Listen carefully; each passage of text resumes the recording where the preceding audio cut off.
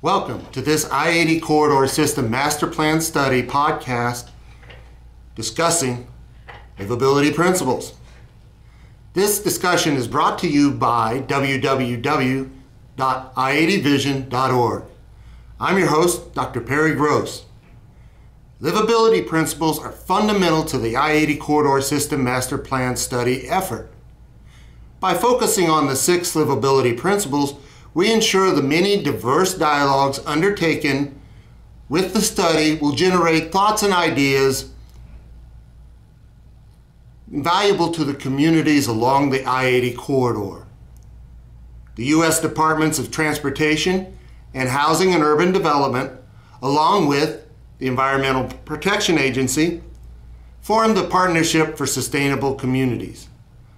The partnership developed 6 livability principles as a guide for their work, and the I-80 stakeholders have embraced them to help guide our study.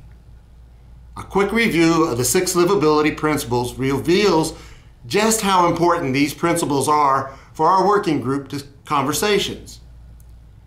The first one, provide more transportation choices to decrease household transportation costs, reduce our dependence on oil, and improve air quality while promoting public health. Second, expand location and energy efficient housing choices for people of all ages, incomes, races, and ethnicities to increase mobility and lower the combined cost of housing and transportation. Third, improve economic competitiveness of neighborhoods by giving people reliable access to employment centers, educational opportunities, services, and other basic needs. Fourth, focuses federal funding towards existing communities through transit-oriented and land recycling to revitalize communities, reduce public works costs, and safeguard rural landscapes. Fifth, align federal policies and funding to remove barriers to collaboration, leverage funding, and increase the effectiveness of programs to plan for future growth. And finally, enhance the unique characteristics of all communities by investing in healthy, safe, walkable neighborhoods, whether rural, urban, or suburban.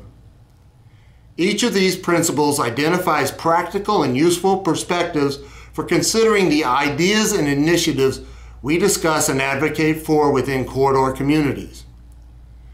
Livability concepts and principles use a language a bit different than the language many of us have traditionally used in our professional careers. Thinking about I-80 communities and the corridor using the language of livability ensures we explore the topics in a beneficial manner. The study leadership team has developed a livability self-assessment tool to help guide our discussion of livability.